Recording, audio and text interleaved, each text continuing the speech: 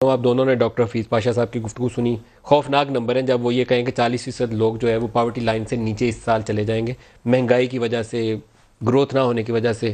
تو یہ حالات بدلیں گے کیسے؟ ہم بہت بڑا چیلنج ہے. بہت شکریہ ندیم صاحب.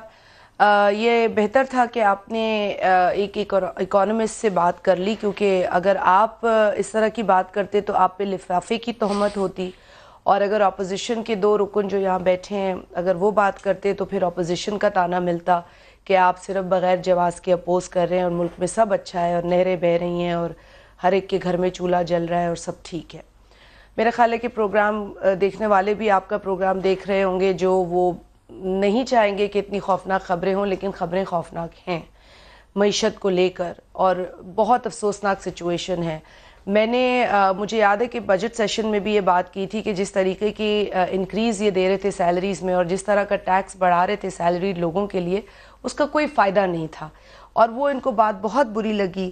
اس پر میرا مقابلہ کرنے آ گئے کہ نہیں آپ یوں کہہ رہی ہے. میں نے کہا جی میں نے صرف سیلریز جو ہیں ان کے انکریز کو اور ٹیکسز کو کمپیئر کیا ہے, تو لہٰذا یہاں پر جو نمبر ہے وہ بہت خطرناک ہے.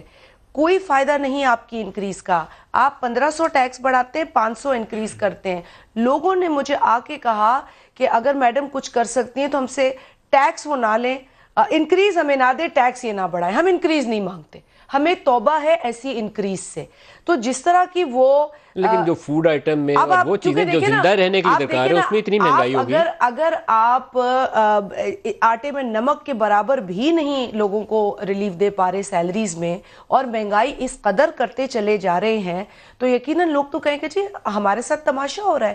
اور اب جو میں ایک بات ندیم صاحب جو بہت تشویشناک ہے وہ ہے سندھ کے اندر, بلوچستان میں بھی اٹیک ہوا ہے کافی حد تک. یہ لوکس کا یہ جو ٹڈی کا حملہ ہے, سندھی میں ماکڑ بھی کہتے ہیں, مکڑ بھی کہتے ہیں, اس کا جو اٹیک سندھ کے اندر ہوا ہے, وفاقی حکومت کے پاس 20 کے قریب پلینز تھے جو سندھ حکومت مانگتی رہی, کیونکہ اس میں ایریل سپرے جو ہے وہ بہت زیادہ افیکٹو ہے.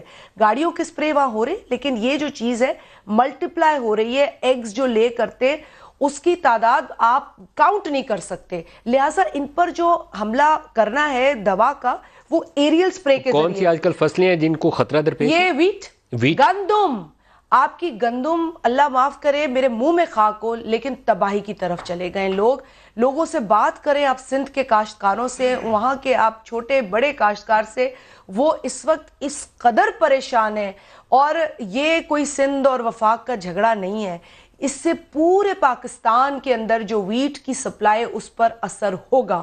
تو یہ فوڈ پروڈکٹس کی بات کر رہے تھے پاشا صاحب کہ جو ضرورت زندگی ہے ہماری, اگر یہ ministry of national food security جو اپنے آپ کو کہلاتی ہے, اگر یہ ان کا انٹرسٹ ہے ایک صوبے کے اندر ایگریکلچر کو بچانے کے حوالے سے, تو اس حکومت سے ہمیں اللہ بچائے.